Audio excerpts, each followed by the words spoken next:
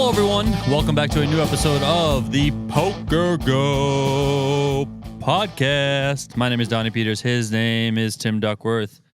How you doing, sir? You have way too much energy for 2:47 a.m. It is 2:47 a.m., as my guy just said, on Friday, June 27th, but it's really Thursday, June 26th for us. You guys know the drill. You know how it is. This is definitely one of our later shows of the summer, but we got a lot to talk about. It's got to be the latest. Has to be the latest. No. No? You Definitely. sure? Yeah, for sure. Producer Rich, check the... There was another the one, I time think, checks. that we were past this. I mean, maybe this is the This latest. feels I like don't know. it's the latest. No, yeah.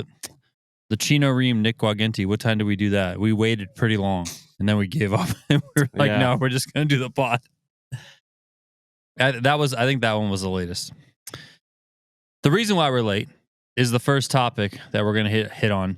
The 50K PPC. It is down to 17. They are in the money. It looks like Andrejevic is the chip leader. We will run down the final 17 players and how that one is shaping up. Still two more days of play in the 50K Poker Players Championship here at the 2025 World Series of Poker. Team Kerber winning the tag team event for Brazil. We'll hit on that one. We got a winner in the 5K 6-max. Andjelko Andrejevic wins it all for his first WSOP Gold bracelet. The 1K Ladies Championship is underway. Good news, numbers are up. We will talk about that event kicking off. We got updates on the Gladiators of Poker, the Super Seniors, the 3K No Limit Hold'em, the $1,500 Stud High Low, and the 10K Triple Draw. All of that. And then I do want to do an update quickly at the end on 25K Fantasy.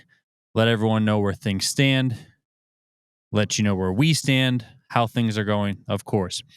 If you're listening to the show, hit favorite, leave a review. It helps us grow. Please, please, please do it. It does really do help us grow. If you do leave a review, screenshot it, send it on into podcast@pokergo.com. We might read it on air if we like it.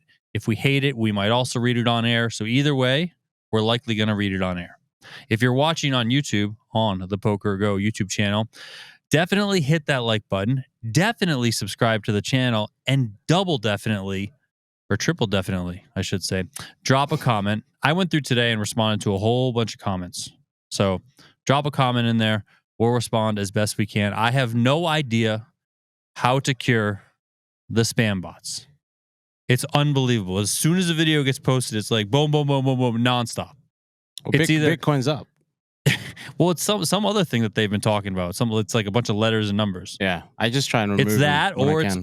the fake inspirational ones. I kind of Your like content is so great. I like leaving those. And then there's other empowers ones that me. are in a different language now, which the I Russian, translate, which are also weird. So then I delete those too. So it's just it's spam crazy on YouTube.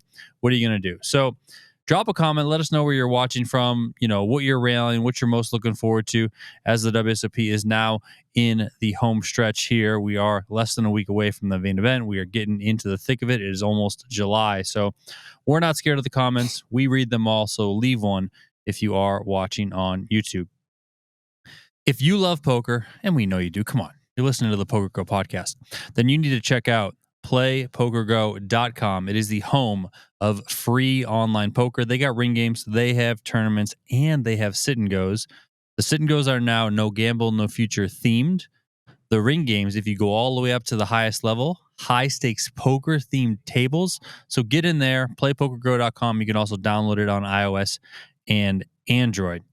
This podcast is also brought to you by our friends at True Classic, the home of high quality, affordable clothes for men, tops, bottoms, activewear, and much more. It's all available over at trueclassictees.com. And this year, we have partnered with True Classic Tees for a special end-of-year event. It is taking place at the PokerGo studio. It is going to cost $3,300 to enter. But guess what?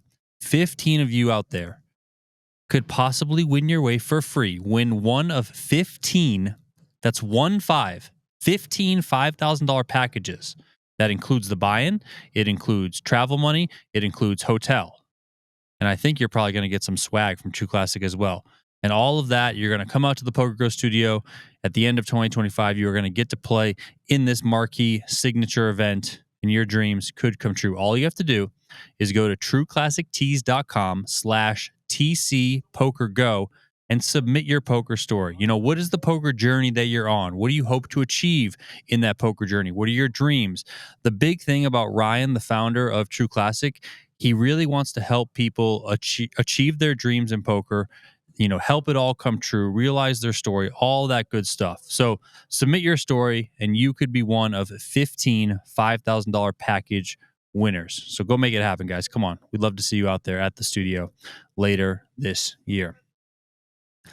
The 50K PPC down to 17, finally in the money. The bubble took forever, but kind of expected, to be honest, in this event. You know, very, very good structure. You know, players are obviously grinding as hard as they can to try and get into the money. So Andrejevic is the current chip leader and a very, very big chip leader. He's got 7.93 massive. Shout out massive.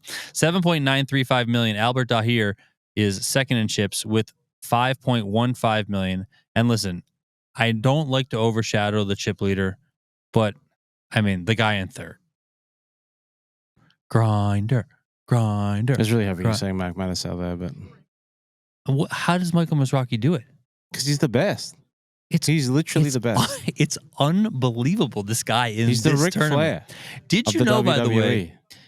Did you know that this is his 11th cash of the 2025 I read that, WSOP? and I call your bluff. It's not possible. Yeah, and he's not even the top. Sean Deeb's got the most with 13.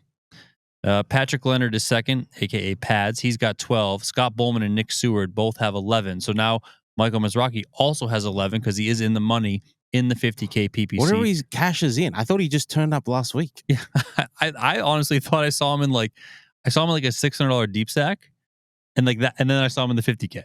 Oh, he went deep in the whatever the Battle of the Ages. Yeah.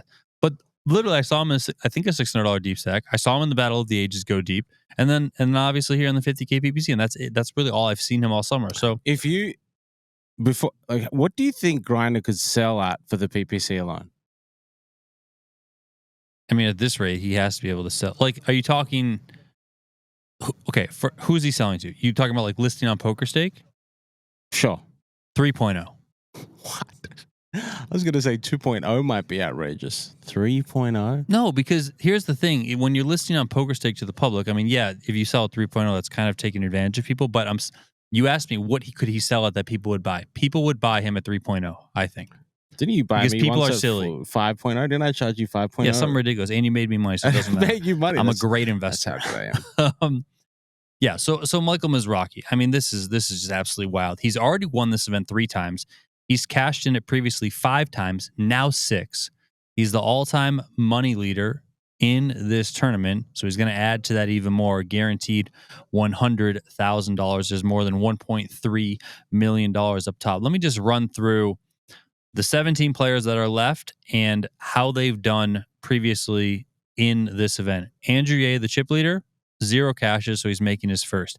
Albert Dahir, also 0 cashes, making his first. Justin Liberto, 0 cashes, making his first. Christian Roberts, 0 cashes, making his first. Ben Lamb, he has 1 previous cash. He finished 8th in this event in 2011 for $201,000. Bryn Kenny is making his 2nd cash. His previous cash was 12th place in 2013 for $147,000.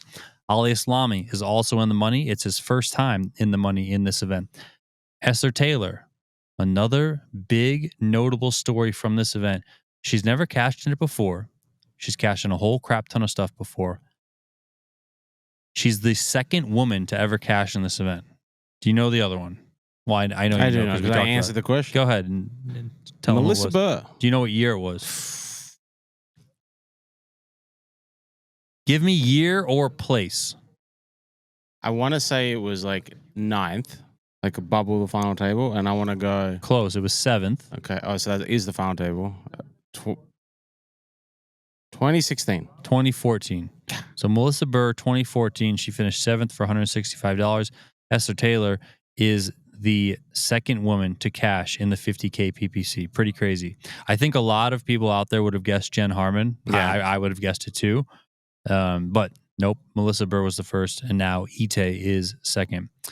We talked about Michael Mizrachi. He's going for his fourth win in this event. Him and Brian Rast have both won this event 3 times. Michael Mizrachi is making his 6th cash in the 50K PPC. It's his 11th cash this summer at the 2025 World Series of Poker. Eric Lindgren, he's got 1 previous cash way back in 2008. He took 3rd place for $781,000. He's still in, making his 2nd cash in the PPC. João Vieira was 9th last year for $130,000. So back-to-back cashes for him. Mike Matusow is still in. Now that's a freaking story. If Mikey the Mouth goes on to win, I mean, that would be iconic. Absolutely iconic. He's the only person I'm cheering for. That's the story I want. Here, let me get through the 17, and then we'll talk about who we think the best stories are. How about that? Mike Matusow is making his 3rd cash. In 2017, he finished 12th for $97K. In 2007, he finished 16th for $89,000. John Kite has never cashed before, but he's in the money this year. Marco Johnson, 11th in 2023 for $115,000. This is his 2nd cash in the PPC. Chris Vitch has 2 previous cashes in the PPC. 2018, he finished 11th for $88K, and in 2019, he finished 10th for $94,000. Matthew Ashton, the only other previous winner still left. He won it once. He also has 5 cashes. Now he has 6. And then Ben Yu squeaked in there as the short stack, but he's in there with his 1st cash. So those are the 17 players and what they've done in this event. Let me also point out Albert Daher, Esther Taylor, a.k.a. Ite, and John Kite are the only 3 players remaining who have not won a WSOP bracelet. So I think, like, storylines, obviously Michael Mizrachi going for number 4. It's just absolutely freaking unheard of. This guy in this tournament. Okay, you got that. You got Esther Taylor. If Ite wins it, that would be incredible. A woman winning the 50K PPC, awesome. Mike Matusow, of course, legendary career. He's been, yelling about getting in the Hall of Fame, like all this sort of stuff, right? He's been kind of dry at the WSOP, at least in terms of gold. I know he had a recent 2nd place finish, and that was pretty big. It was either last year or the year before. 2 I think it was 2 years ago. But it's not like, Mikey's knocking at the door as often as he used to. But in this event, the prestige of the 50K PPC, if he happens to go on to win it, holy crap, that's awesome. Matthew Ashton, of course, joining the multiple winner club. If he's able to win it a 2nd time, that would be crazy. I think Eric Lindgren is a pretty interesting story as well. Everything that Eric Lindgren has gone through over his career, he's gone up, he's gone way down. Now he's definitely on that rise back up. So if he's ultimately able to come out on top, incredible. And then you have like kind of a collective story of like the new guys. I'll say Andrew Ye, Albert Daher, Justin Liberto, Christian Roberts, like that group where they're making John Kite as well. Ben Yu, I mean, even though Ben Yu's been around, still like first time cashing in this event, first time making it to this stage of this tournament. So them going on to win it would be a very, very cool story. What do you got for stories? What are you looking at? You already said Matusow. I think Matusow is the biggest one. We've talked about Hall of Fame. He's been stuck on 4 bracelets for just so long now. So him getting to 5 in the 50K PPC would be quite magical. Mike Matusow winning a 4th, not just a 4th bracelet. I know he has more than that, but just like it's 4 in the same event. We've talked about, we mentioned it last night when we discussed Aaron Cummings winning 2 in the same one. The fact that he can win 4 in this wild event, it's not just a 1,500 start. It's the 50,000 buy in PPC. It's kind of amazing. And then I think the 3rd story, honestly, could be, a toss-up between either this comeback story of Eric Lindgren or, Ite. I think you can flip a coin on that one and kind of choose which story is the better one there. On Matusow's 4 bracelets that he already has, 1999, he won This is a weird buy-in. $3,500 buy-in, no limit hold'em, which they don't have that anymore. 2002, excuse me. 5K Omaha High Low. He won that. 2008, he won the 5K no limit deuce to 7 draw with rebuys. How crazy is this? This tournament that he won, the 5K no limit deuce to 7 single draw with rebuys. In 2008, Mattisau won it for $537,000, which is more than Nick Schulman won this year in the 10K. I'm gonna cover The that. biggest ever 10K in that tournament. Yeah. And Mattisau won more in 2008. It's because of all those insane rebuys. Yep. I'm sure that tournament was an absolute glorious shit show. I'm sure it was just like rebuy. You know, I'm sure it was nuts. And then in 2013, Mattisau won a 5K 7-card stud high-low split 8 or better. Yeah, is that the year when they did the championships as 5K?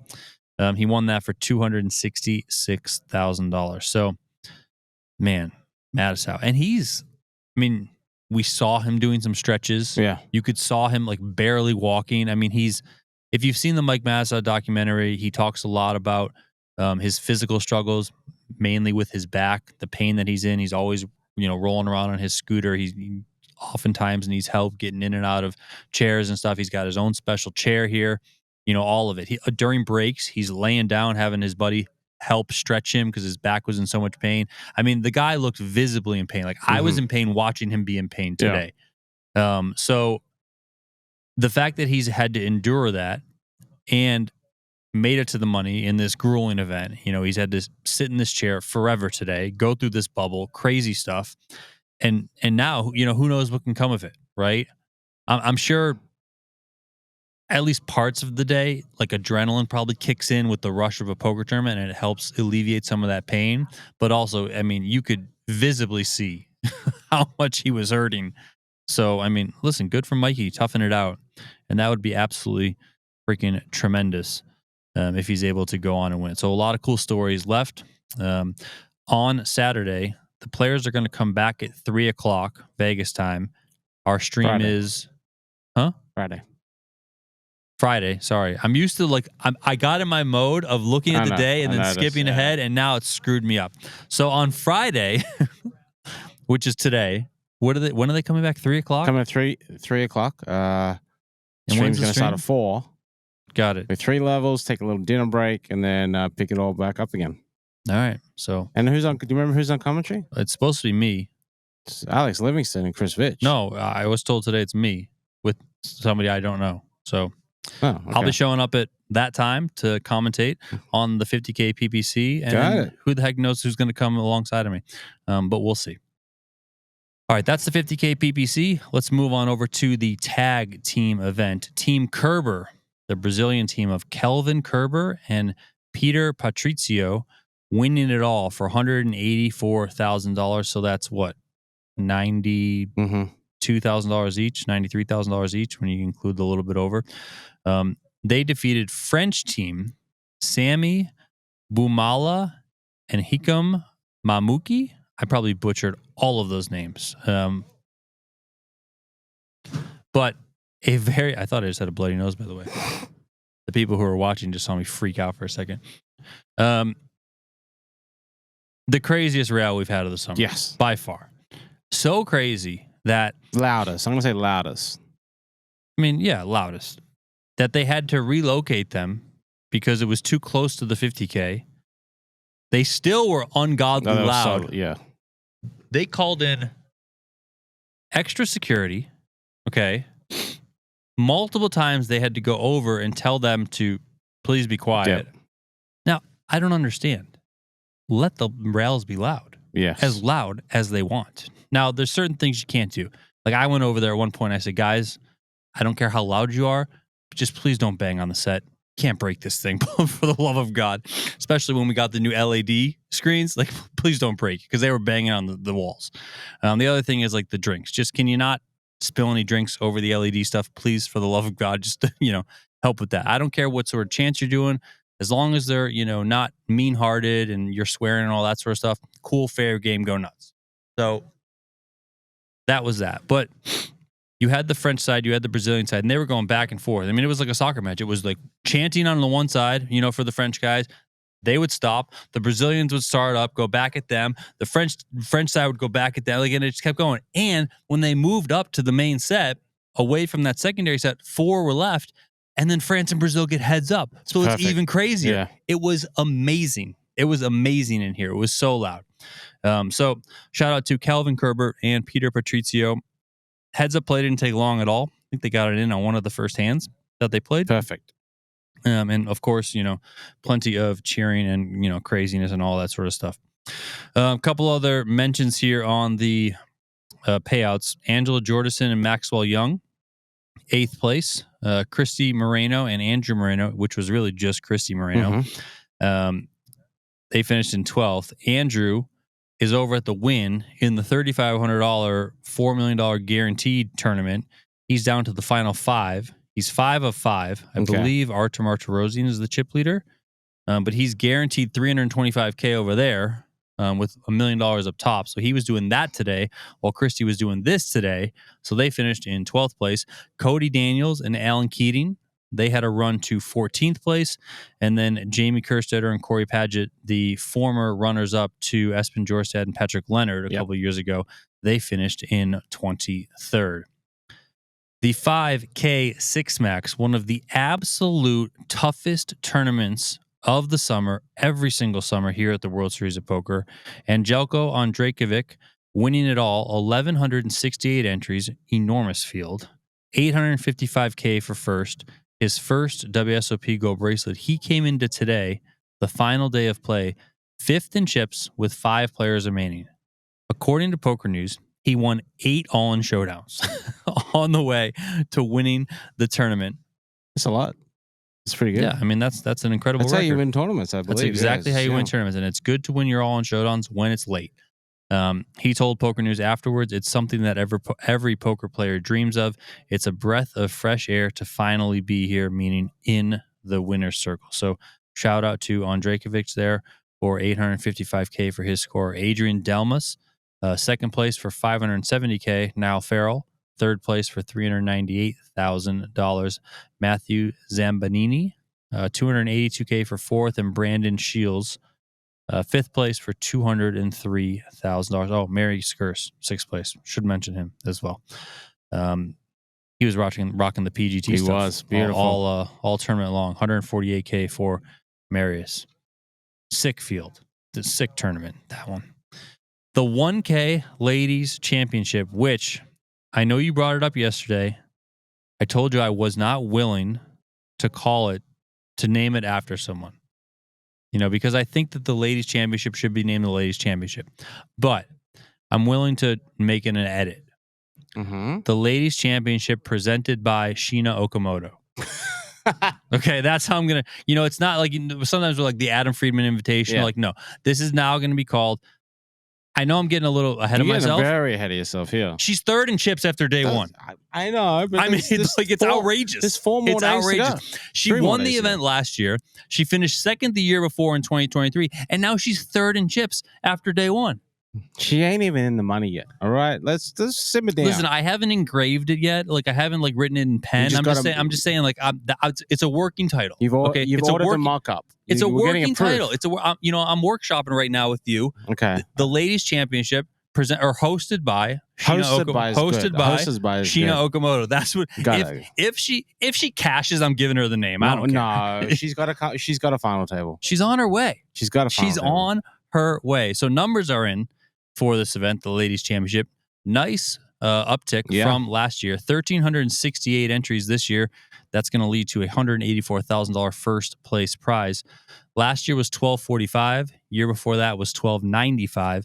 And then 2022, it was $1,074. So the main one is last year, $1,245. So you see an uptick of more than 100 entries this year. That's great to see. You have Dorothy Alcadre leading the way. Hendon Mob says that she's from Vegas. Just $32,000 in earnings. I saw a bunch of cashes from the South Point. She's one of our peeps. On her Hendon Mob. Her career best score is for $4,700. This is her 7th career WSOP cash. Or sorry, they're not in the money yet. No, they're like 100 away. Yeah, this is her. She has 6 cashes. She's going for her 7th career WSOP cash. Sorry, I worded that wrong. Hopefully, I didn't jinx you, Dorothy. And then, as I mentioned, Sheena Okamoto, 3rd place in chips after day 1. She won the event last year. She finished 2nd the year before. That's incredible. That is absolutely incredible. She's basically the Japanese grinder. I mean, she should only play this tournament every year. Just, show up to Vegas, basically win her like 90K and or 92, whatever. I think she was runner-up in an event of Venetian a few days ago. What? Like one of their like random 600s. Why don't you look this up? You are on your computer. I'm taking a second. I'm pretty sure it's a second. Yeah, but why don't you look it up? Right? Because I like to use my memory. Are you looking up or am I looking up? Maybe we both are. I see 11th place at the Win. Okay. I don't see anything at Venetian. I see a 4th place in another Win tournament. So, yeah. But the Venetian ones might not be in yet. Yeah, that's what I'm checking the... You got to kind of like go through the Twitter. The Twitter world. But anyway, Sheena Okamoto. She's the new host of the Ladies Championship. You think people know... You think she sits down at the table. You think people know? Oh, we should also look up if our girl Cheryl made it through. I just checked it. She didn't make it. Damn it, Cheryl! Come on, Cheryl! Come on! All right. Well, you're not going to find anything over there. So bang! I found it in your face. 5th place. In 15K, 1100 ultimate stack. There you go. I mean, she's just hosting everything in Vegas. That's what she's doing. Yeah. Sheena Okamoto, the hostess with the mostest. Let's take a quick break, and we'll be right back on the other side. At the World Series of Poker, it's not just a game, it's war.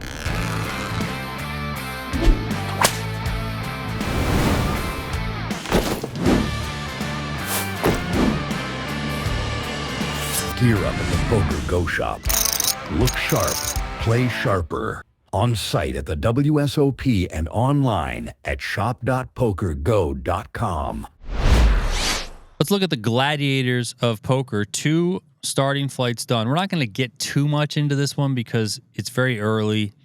I quickly scanned the chip counts. I didn't really see anyone that popped off the page. But again, that was a very, very quick run through. But the main thing is the numbers so far. Yesterday, we talked about how they got 3,614 for day 1A. That was down 178 entries from last year's day 1A. Now, this multi-flight no-limit hold'em event does not have an added flight over last year. I know like Monster Stack had an added flight. The Millie Maker had an added flight. The, what's the other? Mystery Millions had an added flight. All that stuff had added flights. This one has the same 4 flights. So 1A, year over year, down 178. 1B, up 272. So they're up overall. This year's 1B got 4,589. Last year was 4,317. So far, they're trending slightly up through the first 2 starting flights. Last year's field size for this one came in at 20,647 entries. Again, this is a $300 buy-in, $3 million guarantee on this poker tournament. One of the very few tournaments in the WSOP that has a guarantee. Can you believe it?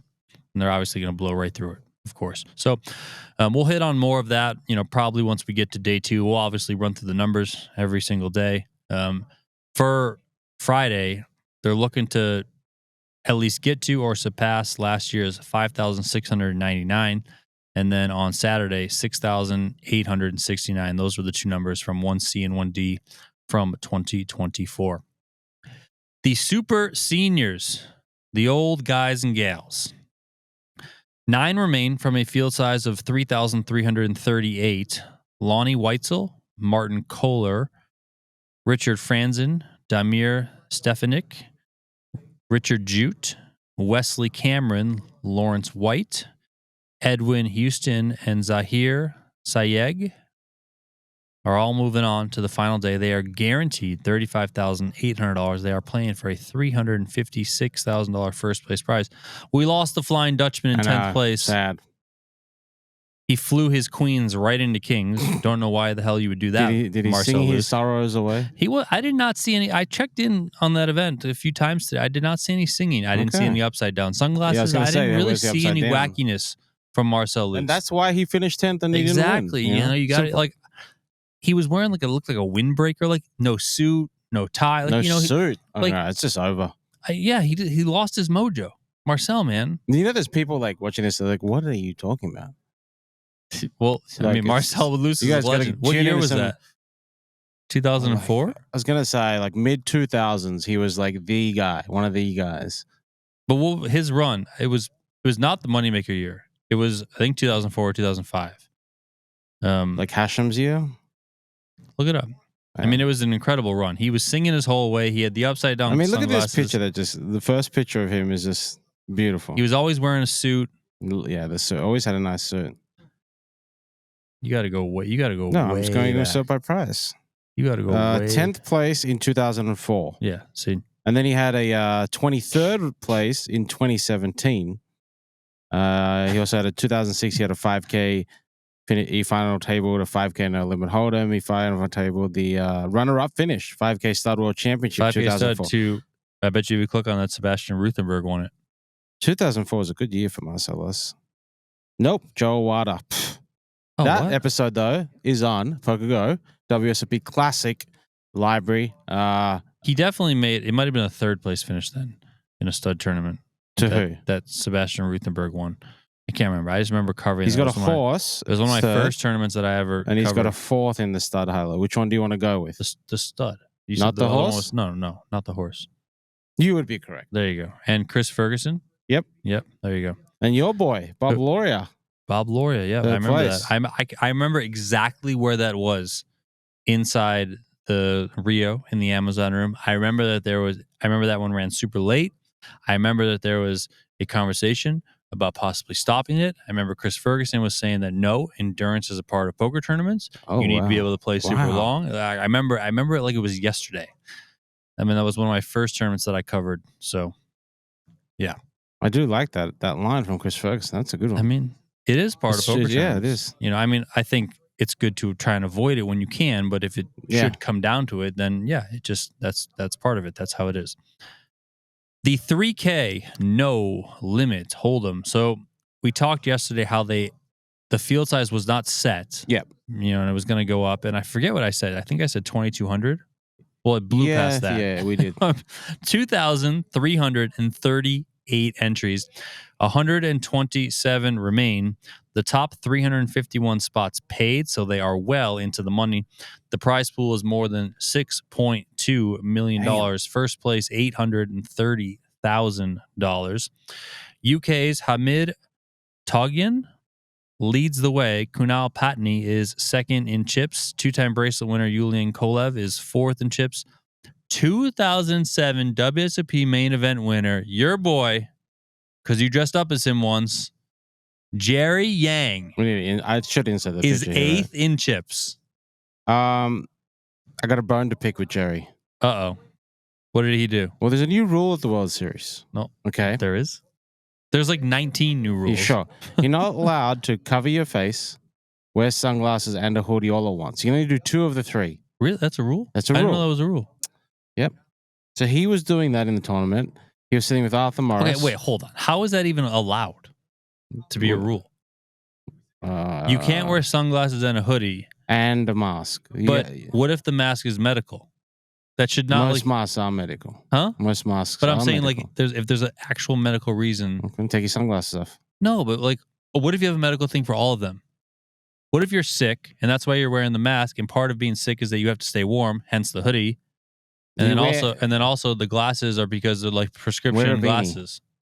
I'm just saying this sounds ridiculous. It's a rule. I'm just saying it I've sounds seen a it little bit ridiculous. executed by Bob Smith in one of the tournaments, and Arthur Morris was like, "Yeah, he's over there, and he's like talking to himself in every hand, but he's listening to music." And I'm like, "Is he singing?" He's like, "No, he's like praying." I'm like, in Has English, and he anyone goes, ever "I don't seen know." Jerry Yang play poker? Arthur Morris. This probably is didn't like even par know. for the course. Yeah. So- And I said to Arthur's like, yeah, he's wearing a mask, he's got a hoodie, he's got a hat, he's got sunglasses, he's got it all. And I'm like, yeah, you're not allowed to do that. He's like, what are you talking about? He's like, well, there's a new rule. He goes, oh, really? So he didn't know. But either way, Jerry Yang, the shadow, was out there. I don't know what the rules are this year. I thought there was a rule that in the final three tables you couldn't be on their phone. Just everyone's just on their phone nonstop. I think they I think they've given up on that one. It's like what people got the streams on and the crowds. I'm like, what is happening? I mean, I personally don't think that those should be rules. Yeah. But they did put them in place. So I thought that they would then be enforced, and they're just not. So it's like, whatever. The other day, somebody, I forget what tournament it was. I think it might have been the 25K PLO. But you heard someone, I forget who it was now, but they stepped off stream, but you could hear them still. And they said, so we all can't be on our phones, but Phil Ivey can be on his phone. Like, he's got a point. I mean, it is a true point, right? Yeah. So anyway, continue. Anything else on Jerry Yang? No, the shadow. Just Arthur Morris is playing with the shadow. So your bone to pick is that he's breaking the rules? Yeah. Oh, I mean, okay. He should know better. You're a narc, is what you are. You're a narc. Bracelet winner Romain Lewis is 9th in chips, and then some other names that I pulled out of the top 50. Danny Sepiel, Martin Zamani, Martin Finger, and Steven Song also in the top 50. Steven Song is on our 25K fantasy team. He's going for it once again. He bagged 900K. Believe they come back to 20K big blinds, so that'll be 45 big blinds. It will be the top 36. Ooh, okay. So a bit of a ways to go with 127 left. But Song, he made whatever day it was at that win 3,500, day 3, something like that. He busted from that tournament with 16. I was talking to him today. With 6, I saw him in the field. I was like, I thought you were at the win. He's like, oh yeah, man. He's like, I busted with like 16 or 17 minutes left to get over here. Got in my car, sped over here. He goes, just for you. Yeah. I was like, well, not really, but yeah, sped over here, regged in time, spun up a stack. Perfect. Dying over here. So they're all in the top 50. Phil Ivey made a deep run. I think he cashed around 170th place or something like that. So yeah. So that is the 3K no limit hold. And this is scheduled as a 4-day event. So stay tuned for more updates on this one. Again, $830,000 up top. Just simply freaking incredible in that tournament. The $1,500 stud high-low. There are 11 players left. They are guaranteed $8,600, 153K up top. Jay Kerber leads the way. Kerber out of Huntington Beach, California. His 6th cash this summer. It is his deepest run at the WSOP of his career. I believe I saw that his best prior one was 15th, I want to say. A top 6 gets him his career best score. So that's a little info there on Jay Kerber, the chip leader. Blazheriev, 2nd in chips. Jeez. He won the 25K 6 max, I believe. Yeah. Huckseed, 8th in chips, 11th cash of the summer for Mr. Huckseed. Unbelievable. He's back. I mean, it's freaking wild. These guys just ranking up these caches. Dennis Strebkov, 10th in chips as well. We lost Hal Rotholtz in 12th. We lost Robert Mizrachi in 13th. Kind of interesting that Robert Mizrachi was running deep while Michael Mizrachi was also running deep in the same room, about 100 feet away from each other. With the Mizrachi on the rail, too. Yes, very true. But only one. Only one, yeah. Where was not Donnie? Yeah, where was Donnie? We didn't have Donnie. We had Eric, but not Donnie. Alan Kessler busted in 29th. Jake Schwartz got 30th. Schwartz also his 11th cash of the summer. So making their 11th caches, we got Michael Mizrachi, we have Jake Schwartz, and we have Huckseed, and they joined. Who did they join? Bowman and Nick Seward. Nick Seward, yeah. There you go. So people are just racking up the caches, and those don't include, I believe, they don't include the online caches, so it's even more. Like Sean Deeb, it says he has 13, but if you add the online stuff, which I don't think is tallied in yet, it's probably more like 16. Yeah. So pretty crazy so far through about 68 events or something like that. So wild stuff there. So the plan is for this one, it'll finish out on Friday. We'll have a $153,000 gold bracelet winner. The 10K triple draw, the 10K Deuces 7 triple draw championship, that kicked off today. 120, or kicked off yesterday. See, I got to get this right. I really got to get this right. This is what happens when you do podcasts at 3:26 in the morning. 123 entries on day one. Registration is still open. They had 149 last year. I would say we definitely get Phil Ivey because he did not enter because he busted late in the 3K. I don't think Phil Hellmuth entered. He got very close to the money in the 50K. I think he busted in 20th. Yes, that sounds about 17 paid. So there's that. But the big news, of course, is our boy, London John, leading the way. He messaged me about the London John. Tell me. What did he say? It's London John because of Ellie. That's what Ellie calls me. He's freaking London John. I told you he's London John. So he leads the way. John Manette is 5th. Brian Tate, the founder and CEO of Oats Overnight.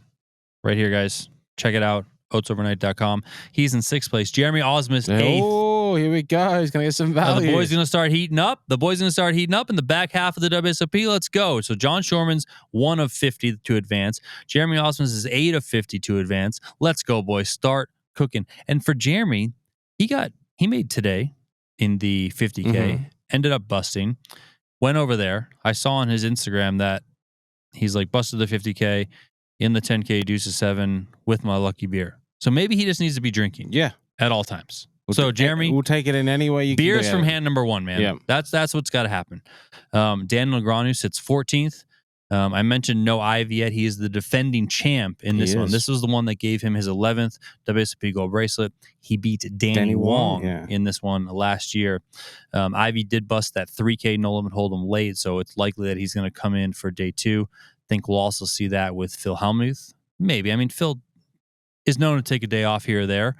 So we'll see how Phil feels. But I'm pretty confident that this challenges pretty closely with last year's number, if not surpasses it. So more on that as we go. No prize pool official, no first place prize, all that sort of stuff, because it's still ongoing.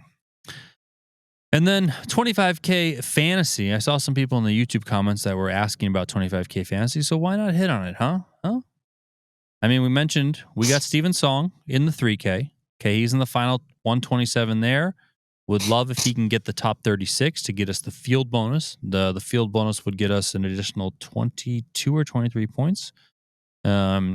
We have John Shorman leading the way in the 10K deuce to 7. We got Jeremy Osmus 8th in chips, so that's great. Just 1-2. Shorman beats Osmus heads up. That's right. I mean, one of these teams, Tommy Carroll 3rd. I think he's out. One of these teams, the team that's leading the way, Team BTG, they have 920 points on an absolutely freaking blistering pace. Yeah. They actually did do the 1-2 the other day in the 25K PLO. Oh, that's right. Dylan Lindy won it. Steven Chidwick got second. This team is ridiculous in terms of what they're doing. Dylan Lindy, 295 points. Nick Wagenti, 153 points. Punat Punsri, 125. Adam Friedman, 95. Steven Chidwick, 93. Isaac Haxton, 85. Dan Zach, 50. Owais Ahmed, 24. Now, on paper, these last two, Dan Zach and Owais Ahmed, I'm not really a fan of having them on the team. Dan Zach, and it's not that these guys aren't really good players. It really just comes down to like volume. Yeah. With Dan Zach, I don't think anyone really kind of knew what he was going for. I feel like he was going for a crap ton of money a couple of years ago, and then this year he only went for 13 because it's like, how much is he going to play? What's he going to play? Exactly. Right? I'll say the same thing with Owais Ahmed. What's he going to play? How much is he going to play? But it's also interesting to me that Owais Ahmed went for 19 and Dan Zach went for 13. Anyway, well, Owais, I'm pretty sure, was the final. So they just maxed out? They maxed out, yeah. Probably. So anyway, this team is doing well. So they're absolutely crushing. Again, 920 points, just freaking blistering pace. Second place has 794. So that's a pretty good gap. 126 points separate first and second. And that's Team Dinkers. The defending champs. I mean, these guys just know what they're doing, huh? I mean, it's pretty unbelievable with this team. Now, what's most crazy about the Dinkers is that their team is ridiculously top heavy. They have Victor Blom, Benny Glaser, 295 and 256 respectively. Points. Alan Lee, 169, Dylan Wiseman, 70. All right, that's half their team. Okay. Then they have David Prosiak, has 3 points. Alex Ponikovs, who I think I've seen in 2 tournaments, has 1 point. Brandon Wilson has 0 points. I might have seen him in 2 tournaments. And Sergio Ido, I'm not sure I've seen him in a single tournament. He has 0 points. Both Wilson and Ido have 0 points. So They have all the points in 4 guys. And they're still in second place, crushing. I mean, just absolutely wild stuff. Also, if you go to 25kfantasy.com, one of the things that they do, if you click on the teams tab, is you can see everyone's score on the standings, but you can see also the number of cashes That's cool. on their team. These guys have by far the least number of cashes, of course, because of those 4 players that I mentioned. They only have 27 cashes. What's the most have? Like 40? The most, can I click on this? I can't click on that. I see 60, and that is the third place team at Brown's Bargain Bin. Okay. But the closest to, I mean, 2 teams have 33, but 27 is by far the lowest number of cashes. And the fact that they have 27 cashes, but 794 points is wild to me. Absolutely wild to me. Now, I think if I remember when we did the post-draft podcast that I liked this team. I think I like what Dinkers does. I think they got a good feel for the draft. So that's panning out. Now, whatever. They're just absolute crushers. They're probably going to win the whole thing again, which is just crazy to me. The top scorers are Dylan Lindy. They're on Team BTG. Victor Blom on Team Dinkers. Both Dylan Lindy and Victor Blom have 295 points each. Then Benny Glazzer is the next highest scoring player. He's got 256. He's also on the Dinkers. Then you have Philip Sternheimer, 241. He's on Handsome Horses, which I believe is his own team. And then João Vieira is on Team Lady Gaga, 223. And of course, we know that João Vieira is still in the 50K PPC, so that number is going to go up a little bit higher. So that's kind of a breakdown of what's happening at the top of the leaderboard.